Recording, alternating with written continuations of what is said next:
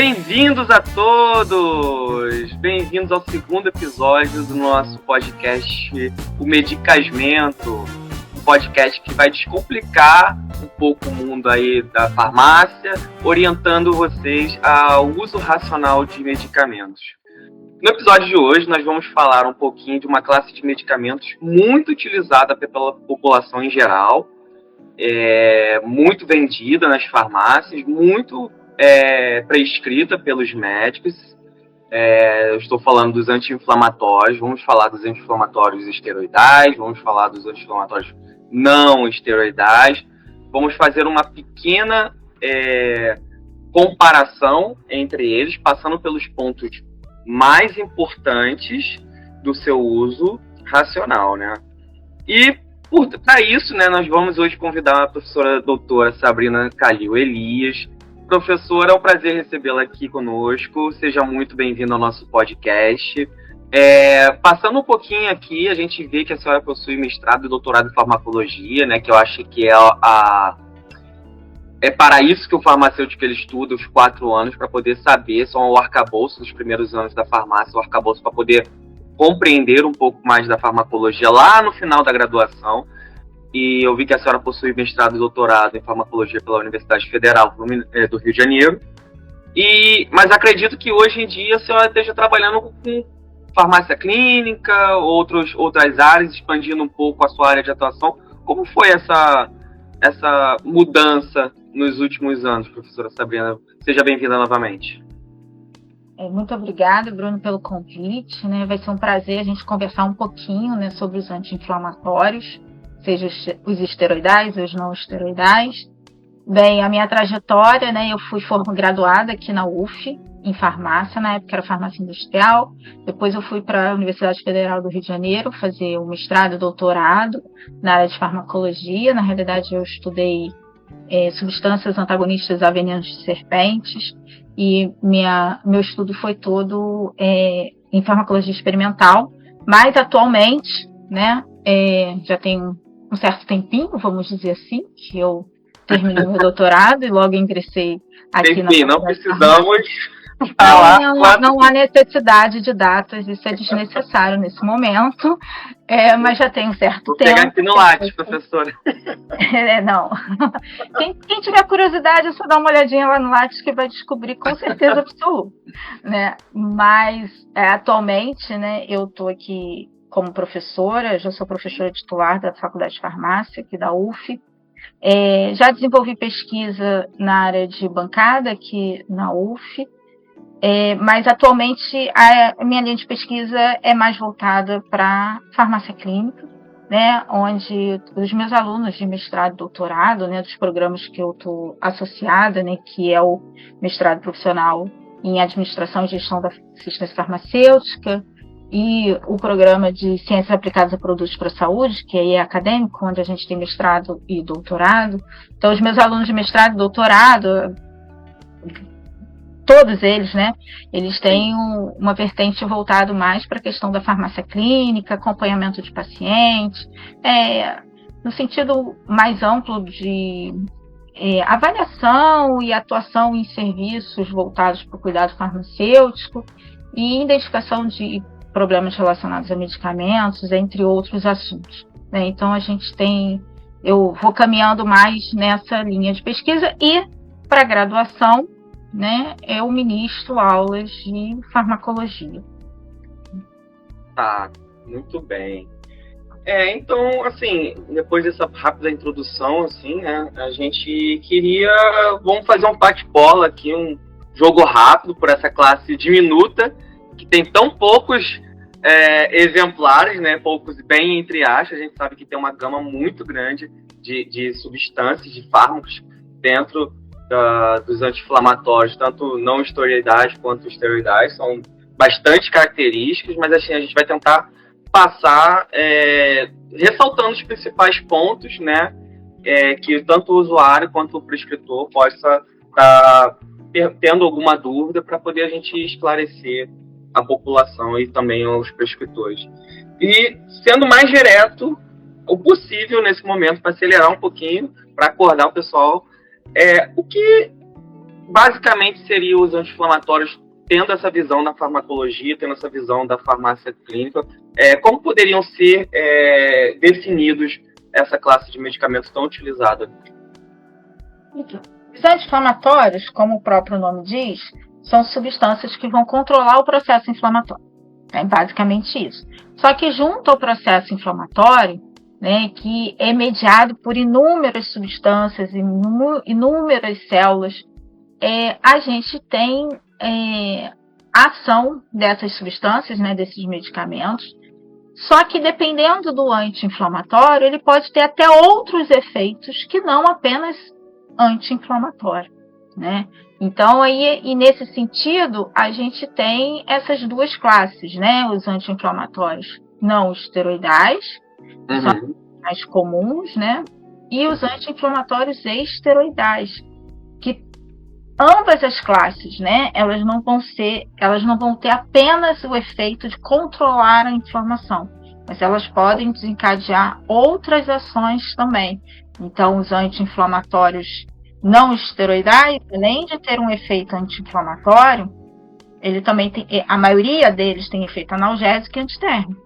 Enquanto os anti-inflamatórios esteroidais, eles possuem uma potência anti-inflamatória bem maior do que aos não esteroidais. E, dependendo da dose, além de ser um potente anti-inflamatório, ele também pode ser imunossupressor. Então, eu não posso trocar. Dependendo da situação, vai ser ou dependendo de uma outra determinada situação, vai ser o outro. Eles não são intercambiáveis na maioria dos casos. Muito bem. E é bom ressaltar, né, que o papel do farmacêutico nesse momento, por conta também nessa questão da intercambiabilidade, mas sobretudo porque nós temos exemplos de MIPs, né, que podem estar sendo comprados aí sem uma apresentação de receita, e eu acho que é importante a gente tocar um pouco nessa questão, né, porque você tem alguns efeitos adversos, até importantes mesmo, associados ao uso inadequado, né, o uso irracional dessa classe de medicamentos, né? A senhora poderia acrescentar algum efeito? Então, em relação a isso é muito importante, né? Porque às vezes o consumidor ele pode entender que, por exemplo, o ibuprofeno, ele está ali na gôndola, né? Qualquer um pode pegar. Uma criança de 2 anos pode pegar o ibuprofeno. Obviamente ela não pode comprar, mas ela pode pegar ali o ibuprofeno. Não duvide das crianças de hoje em dia. Algumas talvez até já saibam usar cartão de crédito com 2 anos, mas ok, né? Então, assim, são muitos anti-inflamatórios não esteroidais, né? Podem ser vendidos sem prescrição médica. Os anti-inflamatórios esteroidais, conhecidos como corticoides, esses não. Esses precisam da apresentação, não é retenção de receita, mas precisam da apresentação da prescrição para serem vendidos. E aí o que acontece? Voltando aos que não precisam de apresentação de receita, né? Então a gente tem muitos anti-inflamatórios. Esse que não precisa, só interrompendo a senhora rapidinho, esse que não precisa é qual mesmo? São os anti-inflamatórios não esteroidais. Então, exemplos. Tem uma sigla, né? Tem a sigla, né? Anti-inflamatório não esteroidal, conhecido também como AINES. Ah, sim. Sim. E a gente tem como exemplo, vamos botar aqui alguns exemplos. Vou falar o nome do princípio ativo, né? Porque a gente não está aqui para fazer propaganda de ninguém, mas a gente tem o ácido acetilsalicílico. O ácido acetilsalicílico, vamos fazer uma pequena propaganda. O ácido acetilsalicílico ele é conhecido popularmente como aspirina, né? Porque é o mais comum, né? Além do ácido acetilsalicílico, a gente tem ibuprofeno, o diclofenaco, onde a gente tem o diclofenaco de sódio, de potássio, a nimesulida. Então, a gente tem vários anti-inflamatórios não esteroidais, né? A gente tem várias classes, vários compostos químicos que vão ter efeito de anti-inflamatório não esteroidais. E esses que eu falei, todos eles são vendidos sem necessidade de apresentar qualquer tipo de prescrição, né? Só que, apesar deles serem medicamentos isentos de prescrição, são substâncias que o nosso organismo não produz. A partir do momento que o nosso organismo não produz aquela substância, a probabilidade é que, se ela for mal utilizada, ela pode trazer danos para o nosso organismo. Então, é importante a gente ressaltar que mesmo um medicamento que, teoricamente, assim, na crença popular, só um AS, né, o ácido acetilsalicílico, um AS, nada demais, né? Dependendo da situação, pode fazer muita coisa. E aí, o farmacêutico, ele tem um papel fundamental na orientação desse consumidor. Então, o ideal, vamos dizer assim, vamos pensar no mundo ideal, né? No mundo ideal, seria muito interessante que o indivíduo que está comprando, né, aquele consumidor que está comprando, vamos dizer assim, o AS, o ibuprofeno, o diclofenaco, a nimesulida, que ele pudesse ter acesso ao profissional para que esse profissional pudesse prestar a orientação de como utilizar, para destacar os principais problemas que podem estar associados ao uso dessas substâncias. Então, por exemplo, o AS, né? O AS ele não pode, em hipótese alguma, ser utilizado para pacientes que tenham gastrite ou até histórico de gastrite ou úlcera. E o que a gente vê na maioria das pessoas, né? A grande parte da população, ela é infectada pelo H. pylori, e o H. pylori fica ali, ó, stand-by, bonitinho. E aí a pessoa se estressa, que é uma coisa comum, né, hoje em dia. Sim. Muitas vezes a pessoa acaba descarregando ali no estômago. E aí aumenta a produção de ácido clorídrico, tá? A bactéria prolifera, e aparece a gastrite. E aí a pessoa tomar o AS ou qualquer outro anti-inflamatório não esteroidal, seja nimesulida, diclofenaco, ibuprofeno, qualquer outro, pode agravar o quadro da gastrite, né? E aí isso vira um problema. E se a pessoa ela é leiga na área da saúde, ela não tem obrigação de saber disso. E ela pode entender que, eu tô com uma dor de cabeça, tá ali, né? Posso comprar sem prescrição, não preciso de orientação, eu compro, tomo, e aí a dor de cabeça vai melhorar, mas o estômago vai piorar, né? E outros tantos problemas que podem estar associados. Por exemplo, pacientes que têm problemas renais. Paciente que tem problema renal tem que ter um controle muito grande no uso de anti-inflamatório não esteroidal.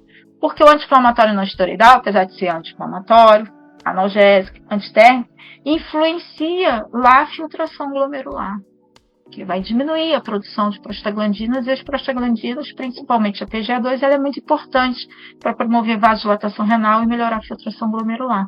Então, é importante que o indivíduo, o consumidor, ele tenha acesso a essa informação. E quem vai prestar essa informação? O farmacêutico.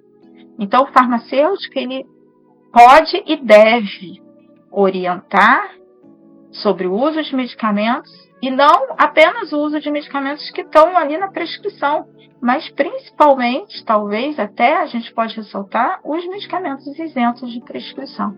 Então, isso é fundamental, é essencial para o paciente. Sempre a informação livre de qualquer pré-julgamento, a informação, no nosso caso, né, baseada em evidências científicas, ela sempre deve ser dada ao usuário.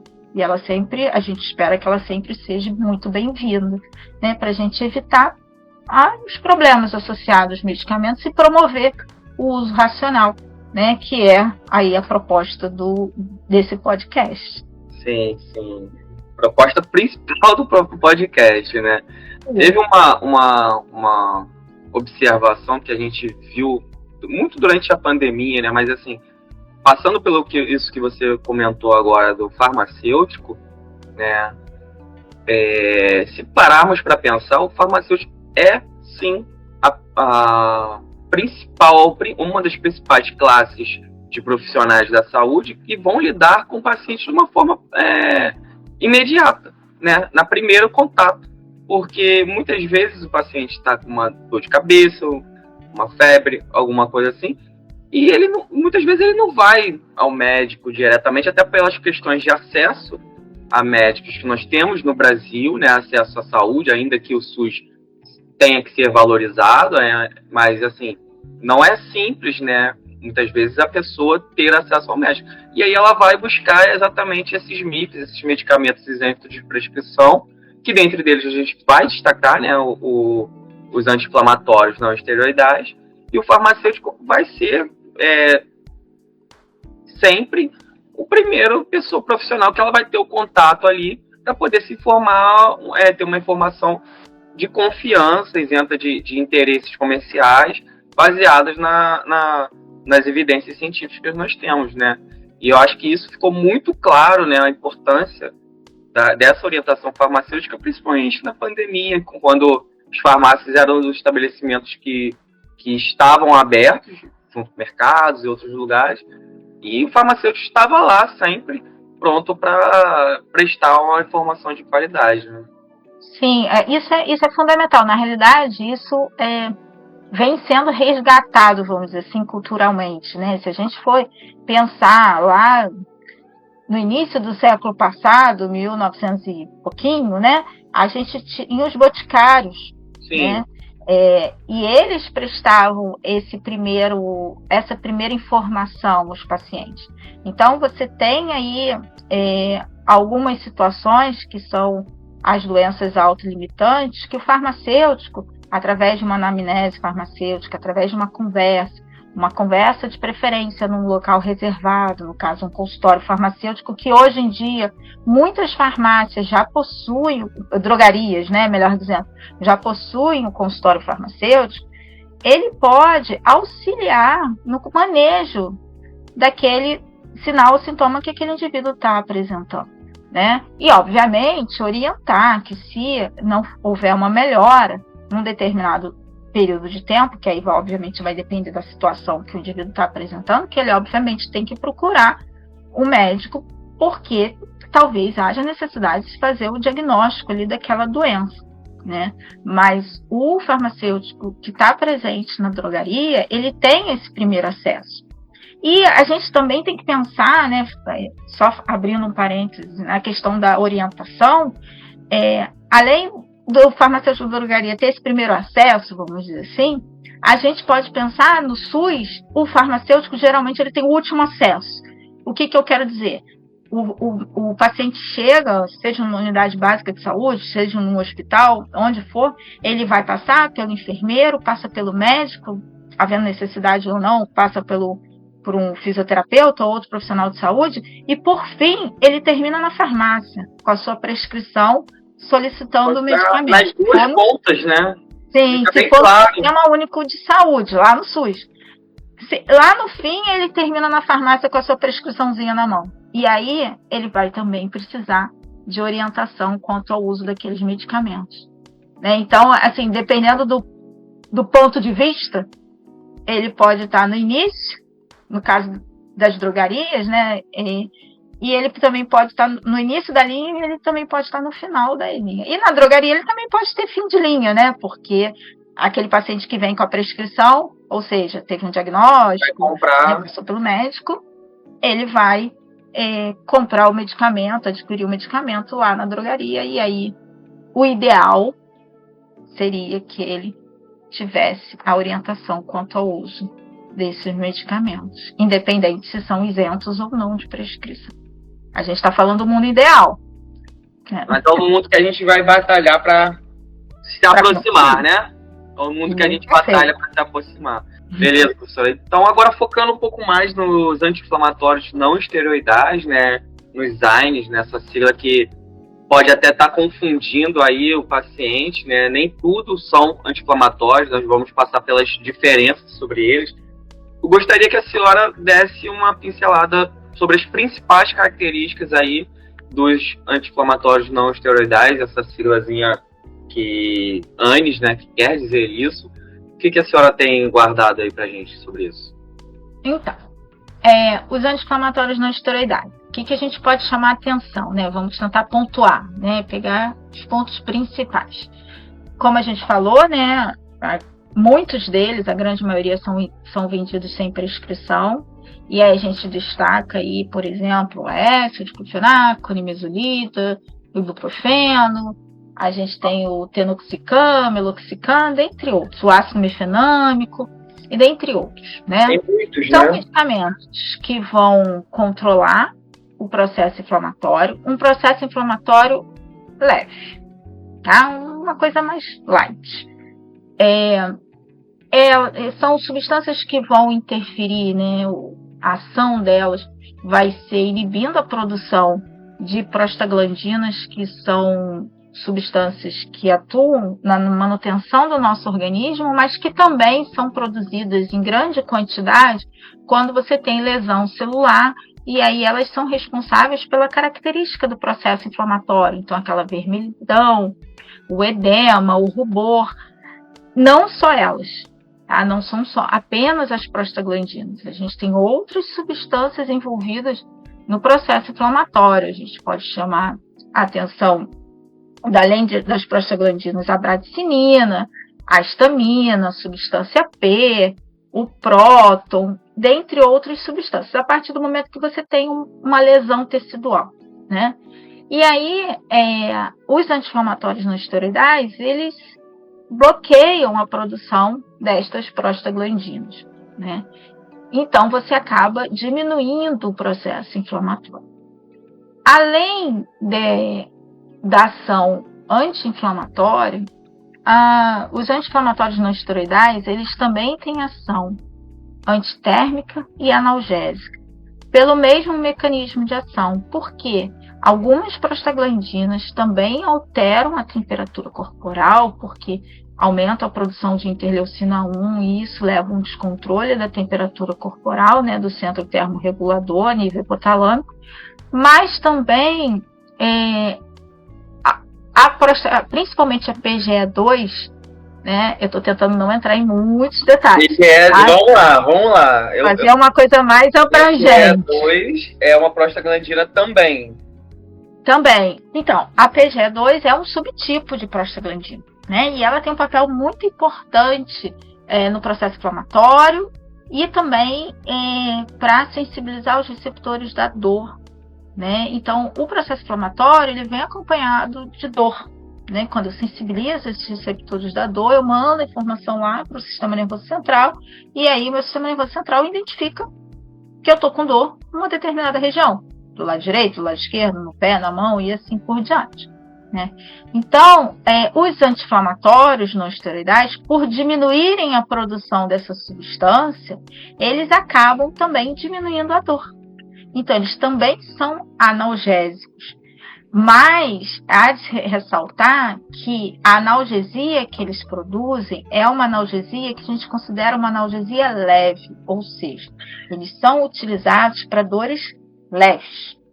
Sim. Se a dor aumentar muito, não adianta eu ficar aumentando a dose. Porque se eu ficar aumentando a dose, eu só vou ter outros problemas em relação ao... Vai ter mais efeitos adversos do que propriamente o efeito farmacológico, tá certo, professor? Isso, perfeito. Justamente. Então, você acaba tendo, né, problemas, por exemplo, eu posso efeitos adversos, como eu posso ter gastrite, eu posso ter diminuição da filtração glomerular, então eu posso ter outras coisas associadas que não o efeito que eu estava desejando, que seria a analgesia. Né? Vou levantar um caso aqui rapidinho. Eu conheço um amigo meu que era escalador. Uhum. E às vezes, né, a gente fala assim, não, porque pode afetar a filtração glomerular. Quando a gente fala isso, pessoal, a gente está falando lá dos rins das pessoas, né? E aí pode estar causando um efeito bem pronunciado nos rins, né? E a gente vai ressaltar aqui a importância dos rins, né? E esse caso, né, ele usava muito anti-inflamatório, até pela profissão dele, era escalador, então ele passava muito tempo na cadeirinha e sentia dor.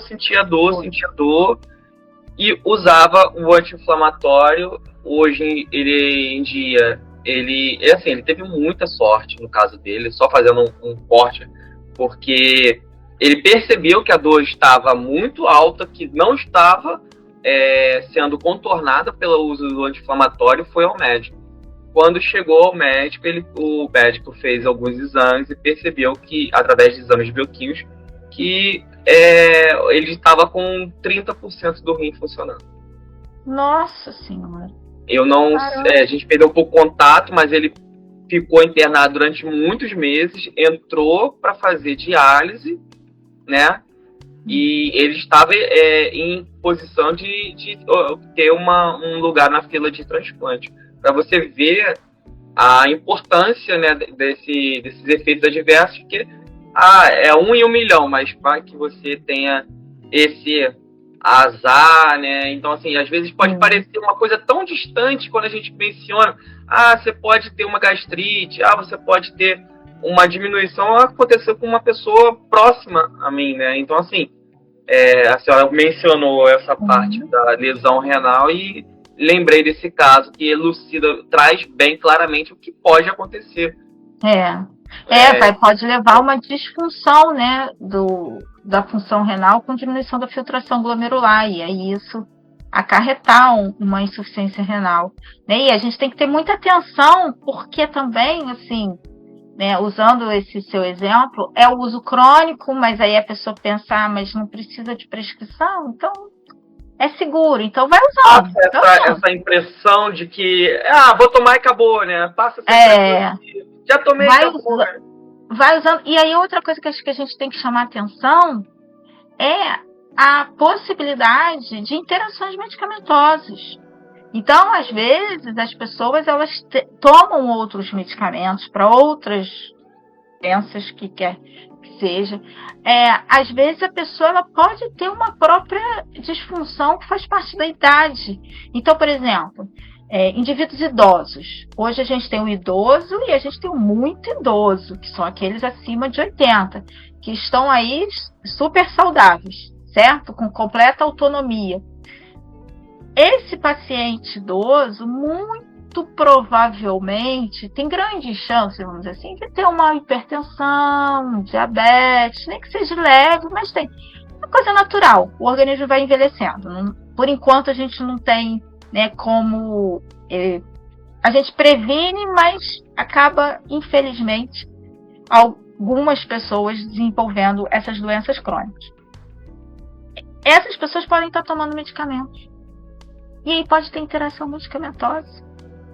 E aí que pode gerar mais eventos adversos.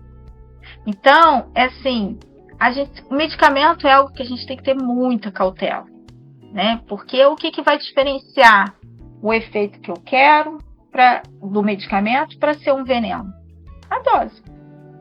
A partir do momento que eu aumento muito a dose, eu já posso estar pensando nele como uma substância que vai causar muita lesão no meu organismo. Óbvio que alguns causam com doses menores e outros com doses maiores. E é óbvio que os medicamentos que são isentos de prescrição, eles são relativamente seguros. Isso é fato.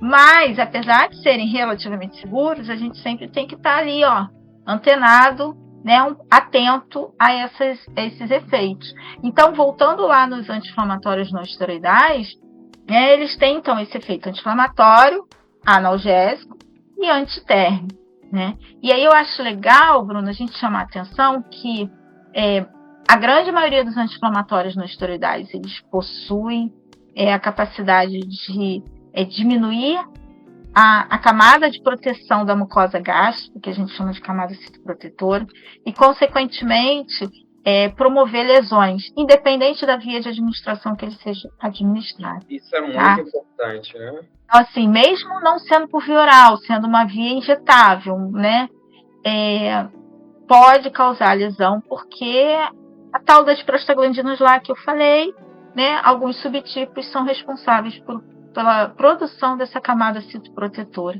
E essa camada citoprotetora ela é fundamental para neutralizar o ácido clorídrico do estômago.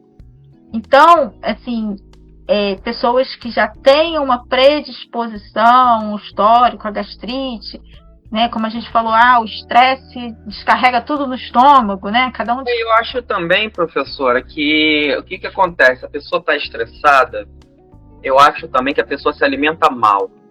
Eu tenho essa impressão. Pode ser também. Eu tenho essa impressão que a pessoa desconta em comidas que não são tão recomendadas, digamos assim, um chocolate, uma fritura, né? Então isso ainda promove um aumento, né? Uma alteração da função gástrica, né? Acho que a realidade é essa. Vai gerar uma alteração ali que pode, vamos dizer assim... efeito aditivo, digamos assim, né? Auxiliar, vamos dizer assim, nesse desenvolvimento dessa lesão gástrica. Então, é importante isso. E aí, a gente tem um grupo de anti-inflamatórios que são... Aí, esses sim são vendidos com prescrição, tá? Que são a gente conhece como coxibes, que são os inibidores seletivos da ciclooxigenase 2. Esses são os únicos anti-inflamatórios não esteroidais que não promovem alteração dessa questão da produção de muco e bicarbonato. Tá? Então, por eles atuarem numa enzima específica, que é a ciclooxigenase 2, essa enzima ela não participa da produção de prostaglandinas responsáveis pela produção de muco e bicarbonato. Elas participam, essa ciclooxigenase 2, ela participa de outros efeitos no nosso organismo, mas no estômago não. E ela tem um papel bem importante no processo inflamatório. Então acaba que esses seletivos, né, esses coxibes, eles já possuem um efeito anti-inflamatório bem interessante e um efeito analgésico bem interessante também, mas para analgesia leve. Tá? Por que eles são vendidos com prescrição? Porque quando eles chegaram ao mercado, como eles não causam essa alteração da mucosa gástrica, eles acabaram sendo muito prescritos. Né? Polêmica. Não causa lesão gástrica, ok. Então, saíram sendo muito prescritos. Só que eles geram alterações, né, em relação à produção de trombos, né, de coágulos sanguíneos. E aí, o que começou a se observar? Muitos indivíduos tendo problemas cardiovasculares, como infarto agudo do miocárdio. Em função disso, muitos inibidores seletivos de COX-2, muitos coxibes foram retirados do mercado. Isso a nível mundial. Então, tem que ter um critério muito grande na utilização desses medicamentos. Pacientes que sejam... Então, recapitulando, né? Nós temos uma classe de anti-inflamatórios não esteroidais que não afeta a mucosa gastrointestinal e ele vai inibir uma prostaglandina específica da inflamação, pelo menos uma delas, né? Uma COX. E na realidade ele vai inibir a enzima que produz a prostaglandina. Sim. Certo? Que é a COX-2.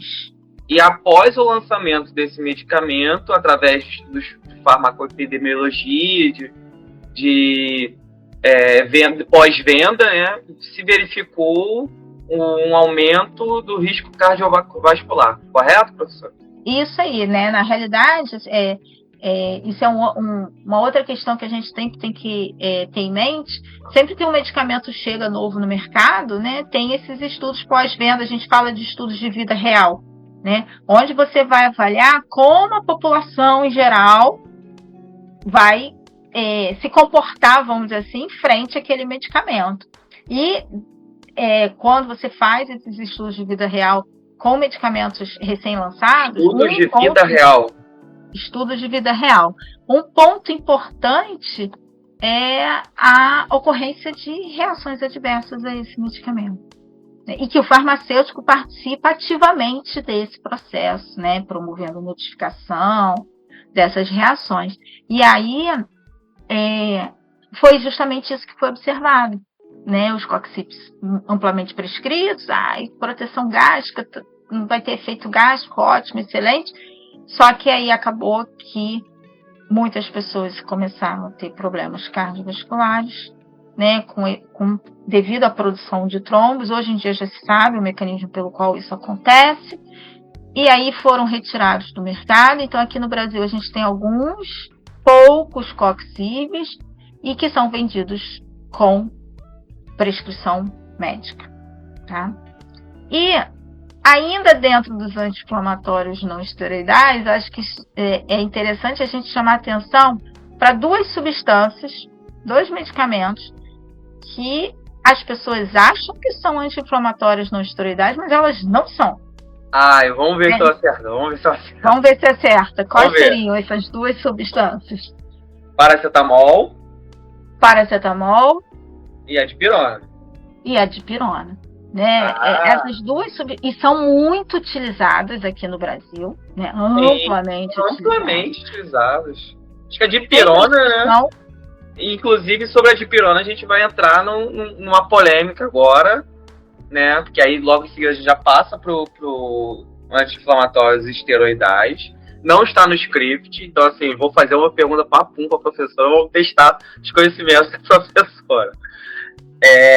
Sobre a dipirona tem essa questão, né, que a gente sempre ouve, né, pelo menos nos estudos, ou pelo menos quando a gente vai entender um pouco mais do mecanismo e estudos de pós-venda, que ela é proibida em determinados países, né? E a gente queria que a senhora passasse um pouquinho sobre como que se deu essa proibição. Aqui no Brasil ela é amplamente vendida. Então por que pode lá e não pode, ou melhor, não pode lá e pode aqui? Quais seriam as diferenças e por que a dipirona, né, que é amplamente usada para o controle da dor e da febre, ela acaba tendo essa característica aí de simplesmente ter sido abolida de diversos países ditos de primeiro mundo. Quais são as diferenças? Melhores do que a gente? Como é que é isso? Como é que se dá isso? Então, uma coisa que eu acho que é importante, né, antes da gente chegar nesse ponto, chamar a atenção que você falou, né, ela é analgésica e antitérmica. Ela não é anti-inflamatória. Então, a dipirona não tem efeito anti-inflamatório. Então, o que você falou, perfeito. Apesar das pessoas acharem que ela está dentro do grupo dos AINES, mas ela não está. Ela tá. Ter sido isso, ato falho, professora, esquece. Ela tá sozinha, né? Então ela é antitérmica e analgésica, como você bem disse, perfeito. E a potência analgésica dela é maior do que a potência analgésica dos anti-inflamatórios não esteroidais. Então, por exemplo, se a gente comparar ao ibuprofeno, que tem uma potência analgésica interessante dentro dos anti-inflamatórios não esteroidais, a dipirona ela tem um efeito analgésico melhor. E a dipirona também é um excelente antitérmico, né? Ela tem uma capacidade de controlar a temperatura corporal, ou seja, de reduzir a temperatura corporal muito melhor do que os anti-inflamatórios não esteroidais. Só que tem essa questão aí, né? A dipirona ela não está presente no comércio no primeiro mundo, né? Nos Estados Unidos, na Europa, né? Eles não comercializam a dipirona. Por que eles não comercializam a dipirona? A justificativa é que a dipirona, com o uso crônico, ela pode gerar agranulocitose, ou seja, depressão da medula óssea, diminuição da produção de células sanguíneas. E por isso que ela foi retirada do comércio de muitos países. Aqui no Brasil, ela não foi retirada. Aqui no Brasil e em outros países em desenvolvimento ou subdesenvolvidos, ela não foi retirada. Tá? Justificativa que a gente tem é que não há registros, né, junto à população brasileira da ocorrência de agranulocitose em uma grande proporção desses indivíduos que façam uso de dipirona. E aí a gente entra com uma outra questão, né, que pode ser aí um assunto, né, para um próximo convidado, né? Como é que é a farmacovigilância no Brasil? Será que realmente os brasileiros eles não apresentam a granulocitose, não apresentam depressão da medula óssea com uso crônico de dipirona? Ou será que a gente não tem notificação? Não sei. Fica a pergunta, fica a dúvida aí, né? Como que tem pairando no ar. Mas a possibilidade de ter alguma coisa ou melhor, não ter, ou ter alguma coisa que cause essa reação adversa, que não deixe de causar essa reação adversa na nossa sociedade, alguma questão genética, de fenótipo em relação aos países desenvolvidos, ou a possibilidade de ser uma falsa impressão de que não cause a granulocitose na nossa sociedade, a chance disso ser é maior? Então, pode ser as duas coisas. Eu não vou descartar nenhuma nem outra.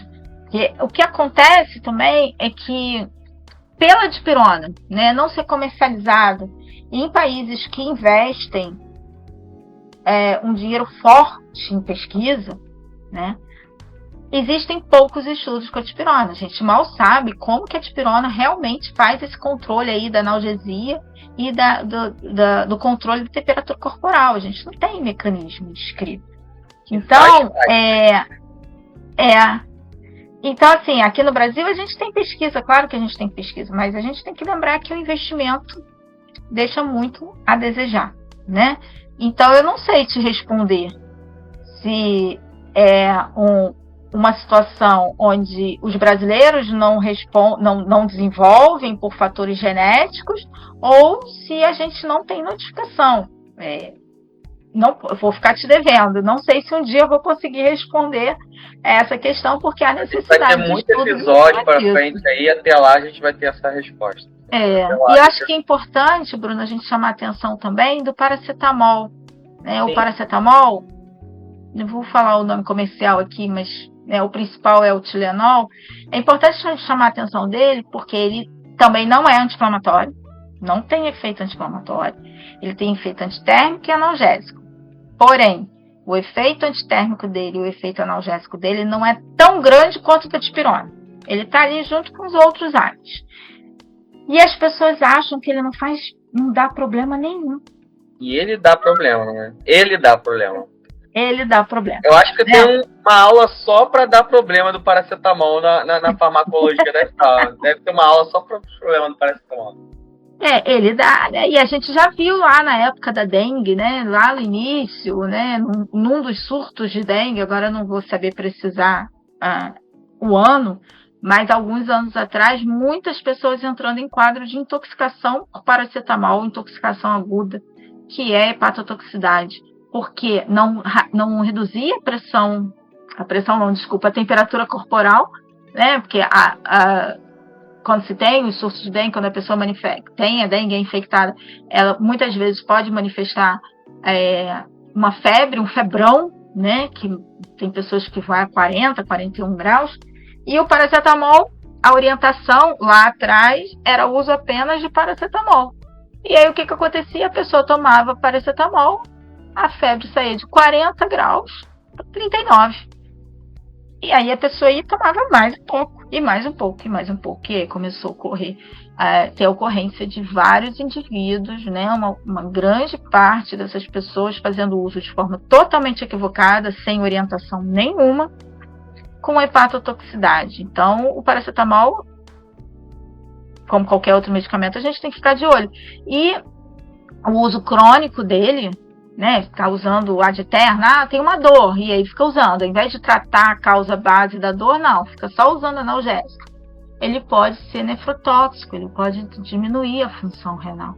Então, o paracetamol é algo que é isento de prescrição, é seguro, mas ele é seguro se for usado da forma correta.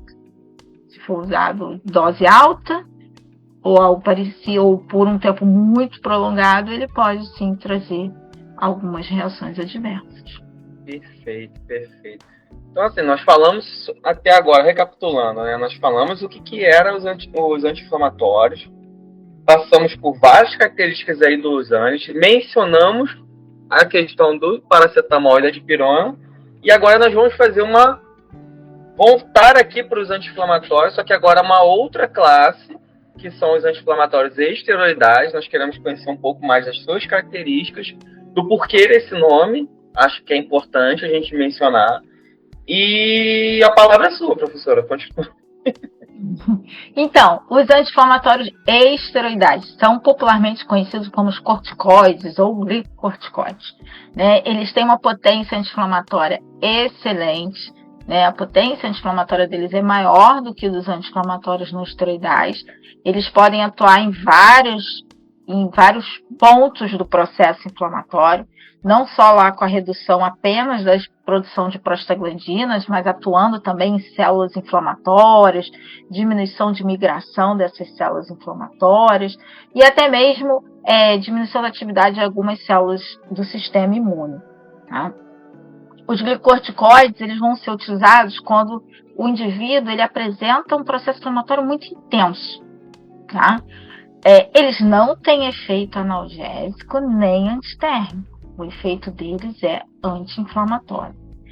Além do efeito anti-inflamatório, se eu aumentar a dose, eu tenho um efeito imunossupressor, ou seja, eu diminuo a resposta do sistema imunológico. E isso vai ser importante, principalmente para as doenças autoimunes, para pacientes que tenham sido transplantados, tenham recebido transplante de órgãos, e aí os glicocorticoides são muito utilizados. Existe entre aspas, um temor da população, vamos dizer assim, em relação ao uso dos glicocorticoides. Porque eu vou engordar, né? A principal questão, porque eu vou engordar, né? Não sei se você já escutou falar isso. Escutando. A pessoa, ela pode ter uma... E às vezes, professora, desculpa, às vezes a pessoa pode... Com esse medo de engordar, ela pode optar por ela mesma, por um ANI ou por um outro anti-inflamatório com essa intenção. Por isso que quando nós escolhemos o tema desse episódio, acho que foi pontual exatamente porque são medicamentos, são a classe de medicamentos que talvez seja mais prescrito e mais vendido. Porque você vai ter um controle de inflamação, controle de dores em geral, controle de febre. Então, assim, a população tem muito contato com os anti-inflamatórios, né? Uhum. Sim, sim. E os glicocorticoides, eles têm, apesar de ter esse nome, né, anti-inflamatório, mas são já os esteroidais. Eles vão ser utilizados em processos inflamatórios específicos, nos quais os anti-inflamatórios esteroidais não dão conta do recado.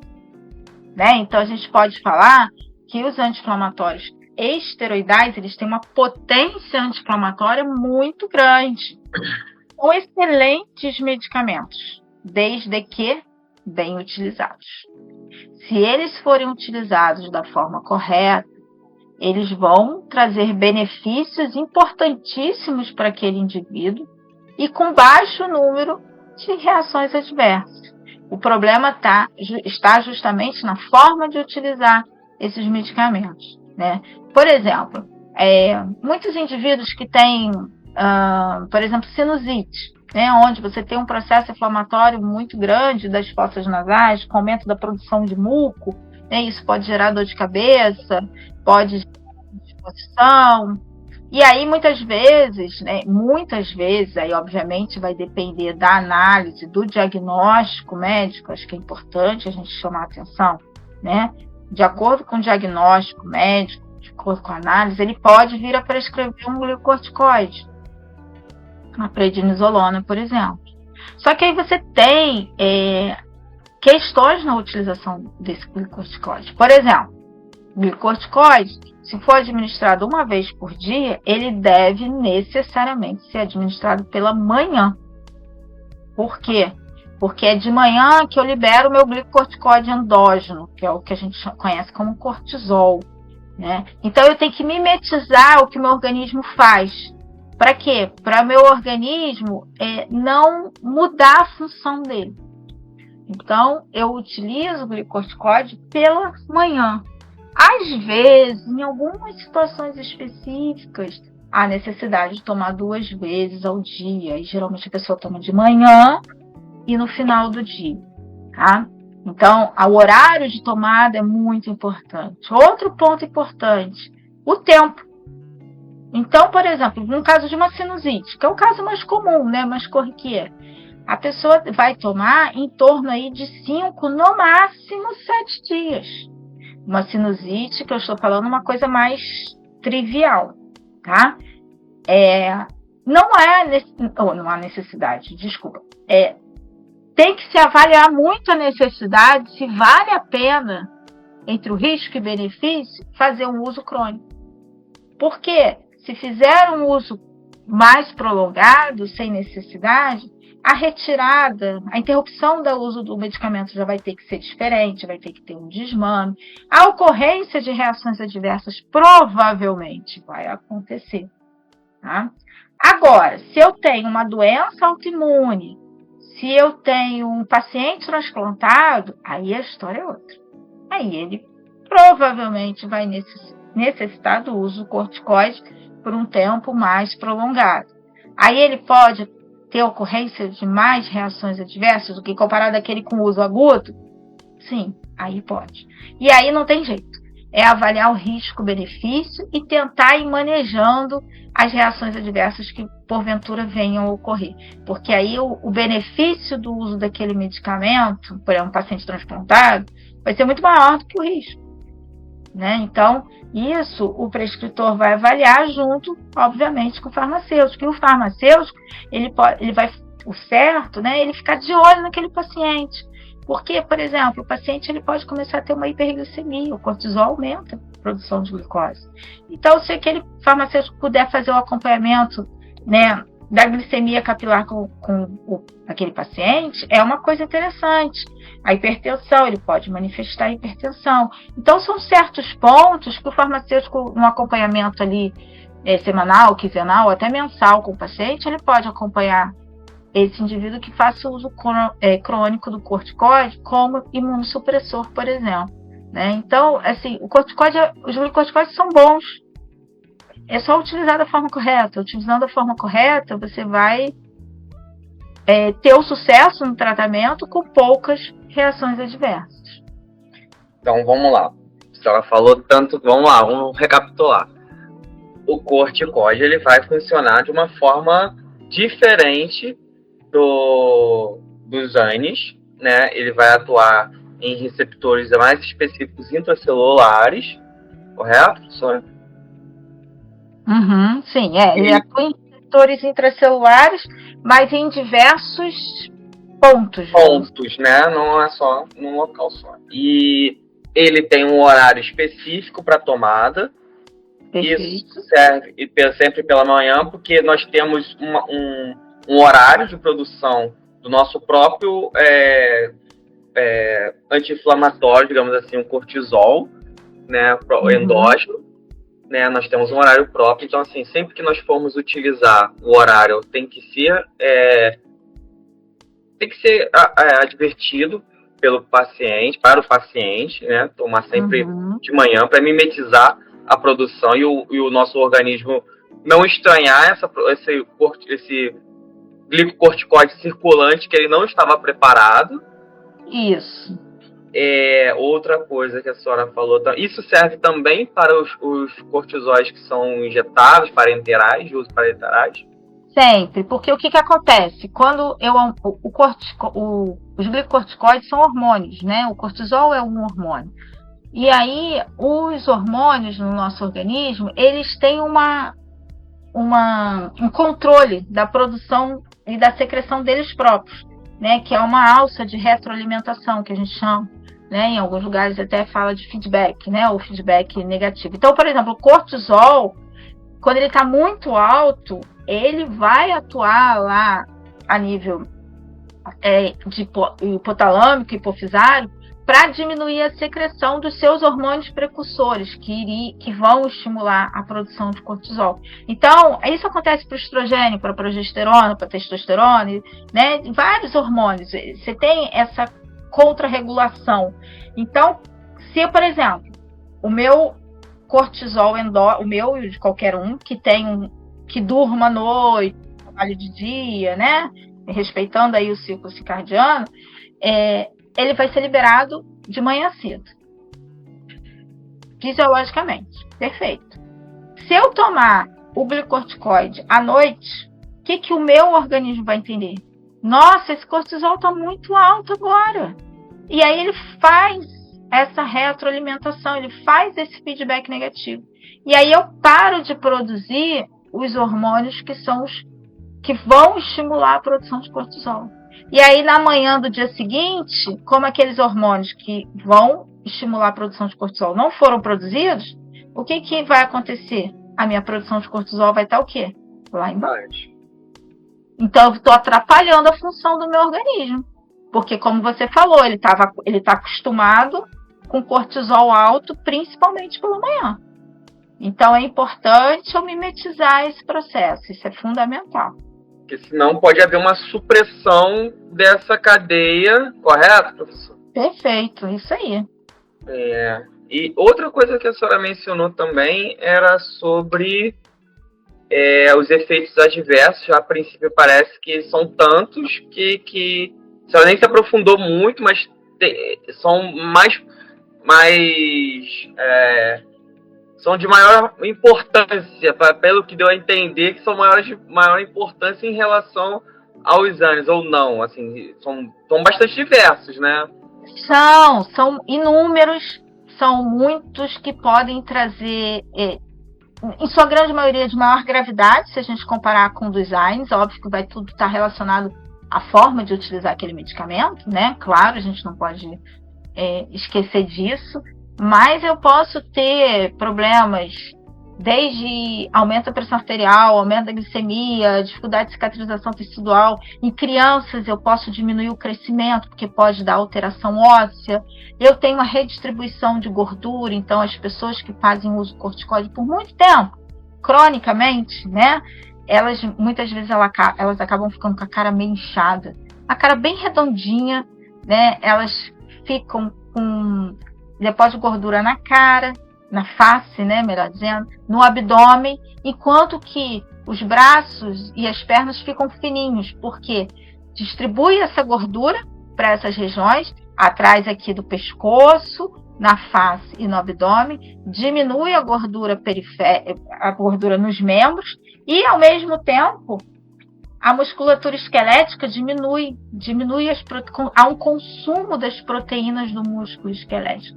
Então a pessoa fica com os bracinhos e as perninhas bem fininhas, mas fica com aquele abdômen aumentado, com aquela face que a gente chama de face de lua, e com um depósito de gordura atrás do pescoço, na nuca. Mas isso, é importante a gente chamar a atenção, Bruno, que isso só vai acontecer com o uso crônico e com má orientação. Se a pessoa tiver a orientação correta, fizer o uso adequado, a orientação feita pelo farmacêutico, pelo médico em conjunto, tiver o uso adequado, essas reações elas vão conseguir ser manejadas e serem diminuídas. Então, assim, a gente tem que ter cautela no uso, mas tem situações que a gente tem que usar, não tem como não usar. Então, sempre tem que avaliar o risco-benefício, como eu falei. Então, são muitas reações adversas, mas que eu consigo, na medida do possível, amenizar, vamos dizer assim, a ocorrência delas com uma boa orientação, uma boa utilização do medicamento. Entendi. E é a partir dessa redistribuição de gordura do tecido adiposo que a senhora acha que vem esse mito, essa história de que o glicocorticoide ele engorda as pessoas? A senhora acha que é a partir disso? Eu acho que é por isso também, né? Os glicocorticoides, grande parte deles, né, com algumas exceções, eles têm um efeito mineralocorticoide, traduzindo, né? Eles têm efeito semelhante à aldosterona. E o que a aldosterona faz? Retém só de água. Então causa um edemazinho, sabe? Então, a pessoa ela pode se sentir, num uso agudo, a pessoa pode se sentir um pouco mais inchadinha, mas na realidade ela está retendo líquido, que daqui a pouco vai passar, vai parar de usar e vai passar. E associado a essa questão do uso crônico, então há essa cultura, glicocorticoide, vai engordar. Não vai engordar. Vai engordar se for usado da forma errada. E se tiver dúvida e não tiver mais acesso ao médico, tem o farmacêutico que o indivíduo pode procurar, né? Em todas as drogarias, a gente espera, né, conforme a legislação preconiza, em todas as drogarias, enquanto elas estão abertas, elas devem ter um farmacêutico, e esse farmacêutico a gente espera que ele preste esse tipo de orientação para o paciente.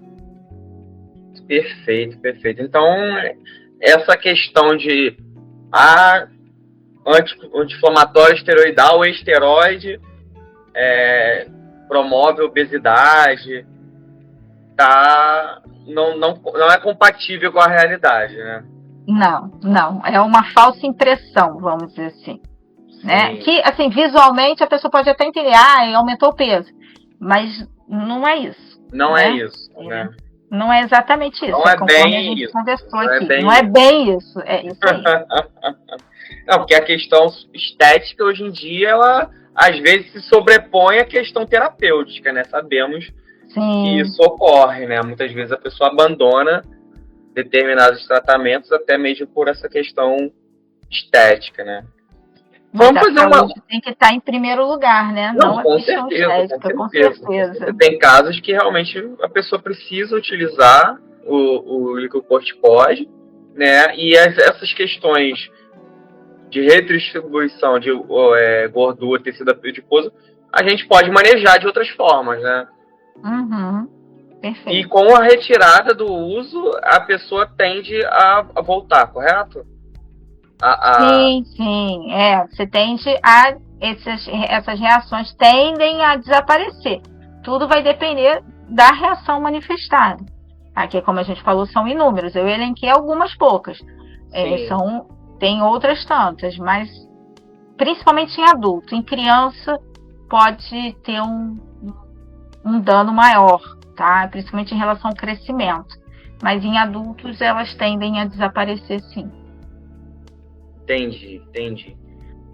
Vamos fazer uma comparação para ficar bem explícito, para que as pessoas possam entender que anti-inflamatório é coisa séria e que anti-inflamatório esteroidal não é anti-inflamatório não esteroidal, que não é tudo anti-inflamatório, que a gente possa passar esse conhecimento que ainda que sejam anti-inflamatórios, eles têm pontos diferentes, pontos que devem ser avaliados no momento da tomada do medicamento e também da prescrição dessa classe de medicamentos.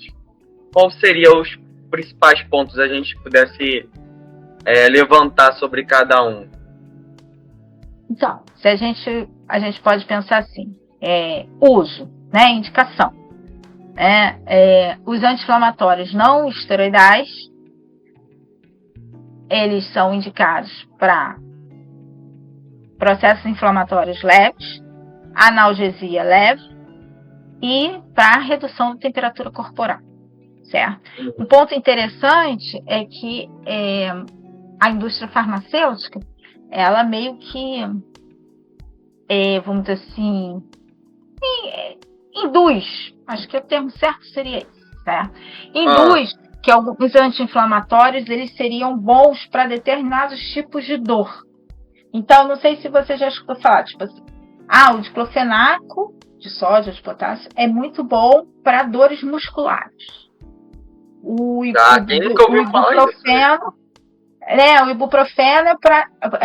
ibuprofeno pode ser para dor de cabeça. E assim por diante. Acho que isso é bem comum, né? O ácido mefenâmico, ele é para cólica menstrual. Né? Meloxicam, tenoxicam, dores musculares. Não. Eles são anti-inflamatórios não esteroidais. Então, se eu tiver uma dor muscular e quiser tomar o ácido mefenâmico, eu posso tomar o ibuprofeno. Isso é muito interessante. Então, por quê? Porque o mecanismo de ação deles é igual, né? Tem afinidades que vão variar aí em relação à enzima, alvo, mas, assim, de uma forma bem generalizada, o mecanismo de ação é idêntico. Então, vai diminuir a produção de prostaglandinas. E ponto. Ele não vai ser teleguiado, né? O diclofenaco ele não vai ser teleguiado para o essa semana era até um motivo de um post. Essa semana a moça perguntou como que o anti-inflamatório sabe onde está inflamado. Como que ele vai saber exatamente onde está? Não, eu sou o meloxicam, eu tenho que ir para cá. Não, eu sou... É isso. Entendi. E um pouquinho agora sobre então, por quê? Por que só para justificar isso, né? Quando você tem um processo inflamatório, você tem a produção aí de mais prostaglandinas e ciclooxigenase, né? Principalmente a 2. E aí, esse medicamento ele vai ser distribuído. Ele vai passar, ele vai onde o sangue levá-lo. Então, ele vem para o meu músculo do ombro, ou ele vai para o meu músculo da perna, ou ele vai para o meu dedo do pé que eu bati o dedinho no móvel e tá roxo, né? Ele não é teleguiado, ele vai onde tem a expressão daquela enzima a qual ele tem afinidade. Então, independe do tipo de dor, o que vai variar é a potência analgésica. Alguns anti-inflamatórios causam uma analgesia maior do que outros. Alguns têm um efeito anti-inflamatório maior do que outros. Isso existe uma variação, sim. Mas em termos de local do meu organismo, não existe essa variação. Então, quando nós fazemos uso de anti-inflamatórios, eles vão entrar na nossa corrente sanguínea e vão passar pelo nosso corpo todo, mas vão se ligar, vão produzir o seu efeito naquele local que tem essa molécula, né, que ele vai acabar inibindo essa cascata, sinalizando para o nosso cérebro essa questão da dor ou mesmo da febre, correto? Isso aí, né? Isso mesmo, você tem que ter a expressão daquela, no caso dos anti-inflamatórios não esteroidais, você vai ter a expressão daquela enzima. E aí ele tem afinidade por aquela enzima. Então, onde tiver aquela enzima, ele vai se ligar. Seja num processo inflamatório, seja num lugar. Ele não sabe o destino dele. Aonde levarem, ele vai. E aí, onde tiver aquela enzima, ele vai inibir. Por isso que eu acabo tendo ocorrência de algumas reações adversas, né? Porque aquela enzima ela não está expressa apenas no processo inflamatório, ela vai estar expressa em outros tecidos para manutenção desses tecidos. Exatamente. Então, independe. Agora, o efeito adverso também, né? Porque por afinidade ele vai se pegar em outro local e acaba produzindo um efeito adverso. Estou errado ou não? Não, é justamente isso. É nesse caminho aí. Então, assim, pode ter diferença de potência, mas o alvo farmacológico é igual ao deles, né? E aí, o local, se eu tô com dor de cabeça ou se eu tô com dor no pé, tanto faz. Tem uma outra coisa que agora a gente conversando eu lembrei. O diclofenaco de sódio, ele aumenta a pressão, professor? Só se tomar uma quantidade enorme. Porque aquele sódio que está ali, né, para fazer o sal do diclofenaco, ele não vai desequilibrar. Porque a gente vê muito, né, a pessoa que tem preocupação com hipertensão e tal, a gente fala, olha, não toma o sal por conta do sódio, vai reter o sódio, né? Mas tem que ter uma quantidade grande. Assim, uma dose, eu tomei porque eu tô com dor de cabeça, eu tô com uma dor muscular. E aí tomei aqui, tomei um outro dia e acabou, dificilmente vai gerar. Né? Eu acho que isso é muito mais uma precaução, sabe? Mas não... Acho que é por associação as pessoas acabam, né, sódio, eu acho que mais... acredito que seja nesse caminho mesmo de pensamento. Tá. Então, beleza. Agora, para a gente finalizar, professora, o episódio está muito bom hoje, mas para a gente finalizar, a gente queria ressaltar, né, a importância do farmacêutico no uso racional dos anti-inflamatórios, passando por alguns pontos, né, de atenção para a comunidade em geral no momento de usar essa classe de medicamentos. se puder passar os pontos mais críticos, os mais importantes no momento de utilização dos anti-inflamatórios, tanto esteroidais quanto não esteroidais.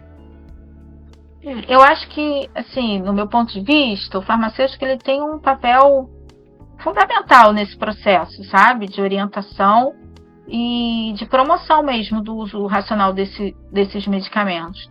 Então, se a gente for pensar nos anti-inflamatórios não esteroidais, a maioria é isento de prescrição. Porém, muitos indivíduos fazem uso, inclusive indivíduos idosos que já fazem uso de outros tantos medicamentos. Então, o farmacêutico prestar orientação, ficar de olho em quais outros medicamentos que ele está tomando, para ver se não tem potencial de interação medicamentosa, verificar se esse paciente tem um histórico de gastrite ou úlcera, verificar se esse paciente tem problemas renais, orientar em relação à dose, orientar que se aquele sintoma não passar, que ele tem que necessariamente ir ao médico para ver se tem alguma doença de base associada.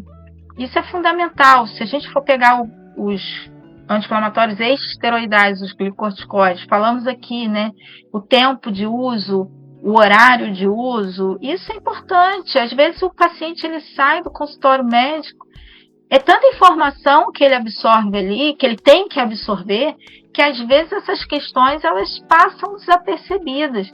E nem sempre elas estão completamente descritas na prescrição, se a gente for pensar no corticoide. E a pessoa pode ficar meio assim, na dúvida. Então, assim, orientar, por exemplo, o corticoide é para aquela situação pontual. Ah, mas depois eu tive sinusite também. Você não sabe, se você não foi ao médico, ele não fez o diagnóstico, não tem como você saber se daquela segunda vez também é uma sinusite. Você necessariamente precisa daquele profissional para fazer o diagnóstico. Talvez você tenha que repetir o tratamento. Talvez sim, talvez não, porque vai ter que ser avaliada a gravidade. Então, o farmacêutico ele está ali também para essa situação, porque o paciente pode falar assim, não, mas da outra vez, tive os mesmos sintomas. O médico falou que era sinusite, então eu quero repetir, eu quero esse corticoide aqui. Será que está correto? Não sei, pode ser que sim, pode ser que não. E a gente só vai saber quando? Se ele tiver o diagnóstico do médico. A partir do momento que ele tem o diagnóstico, ok, sinusite. É assim, assado? Ah, sim, indicação de glicorticoide. Aí sim pode se tomar. Então, o farmacêutico está lá na ponta, vamos dizer assim, ele tem um papel crítico nesse processo. Entendi. Bom, pessoal, estamos chegando a mais um final do episódio. Acho que a gente poderia ficar mais uns 2 episódios só falando sobre anti-inflamatórios, porque realmente tem bastante coisa para falar sobre essa classe. Eu tenho certeza que a professora poderia ficar horas aqui conosco, mas eu sei que ela tem muitos afazeres também. E foi um prazer. A gente gostaria de ressaltar que se algum ponto não ficou claro, vocês podem estar enviando dúvidas para a gente através do nosso Instagram. Esse foi o 2º episódio do Medicagimento. Gostaríamos de agradecer imensamente a professora Sabrina por essa aula. Foi uma aula. Quanto tempo dá a sua aula de anti-inflamatórios?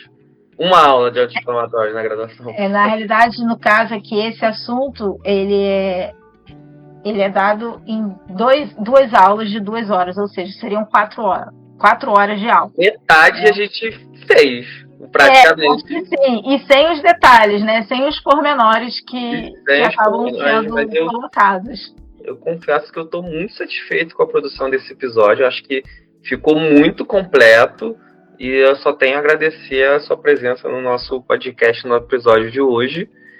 E é isso, pessoal. Acompanhe-nos nas próximas semanas.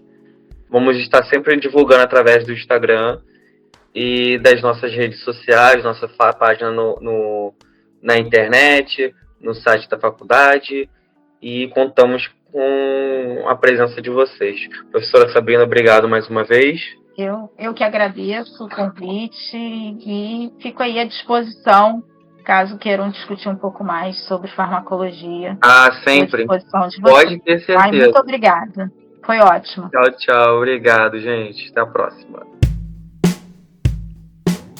Este foi mais um episódio do Medicamento. podcast, o Centro de Apoio à Terapia Racional pela Informação sobre Medicamentos, da Faculdade de Farmácia da Universidade Federal Fluminense, cadastrado na Pró-Reitoria